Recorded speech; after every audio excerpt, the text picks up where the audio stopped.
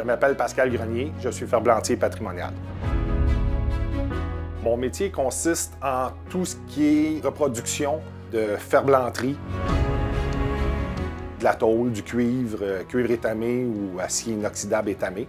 C'est reproduire soit tous les ornements, corniches ou dans les mansardes installer de l'ardoise. Le projet ici, c'est les appartements des Iris. C'est un bâtiment qui appartient à la Ville de Montréal.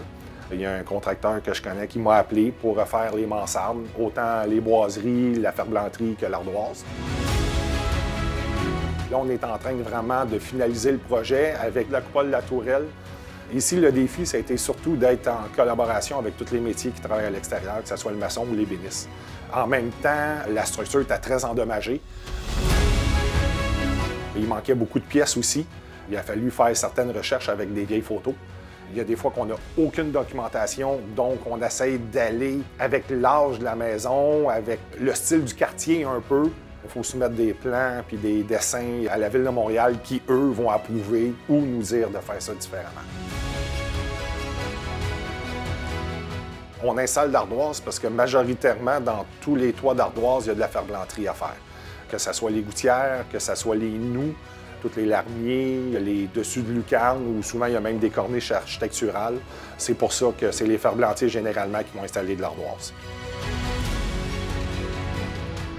L'avantage d'un toit d'ardoise, c'est que c'est une pierre, ça le dit, donc ça dure extrêmement longtemps. Minimum, c'est au moins 75 ans avec un toit d'ardoise.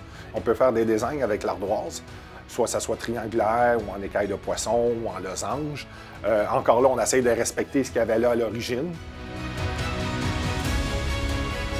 Le métier de ferblantier artisanal s'est perdu environ dans les années 50.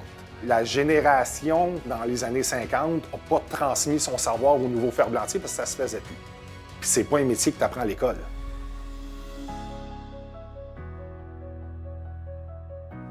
De plus en plus de monde commence à faire du durable. Je pense qu'il commence à être tanné un peu du jetable. Les vieilles méthodes ont fait leur preuve. Là. On refait des mansardes des fois qui ont 100 ans, 125 ans.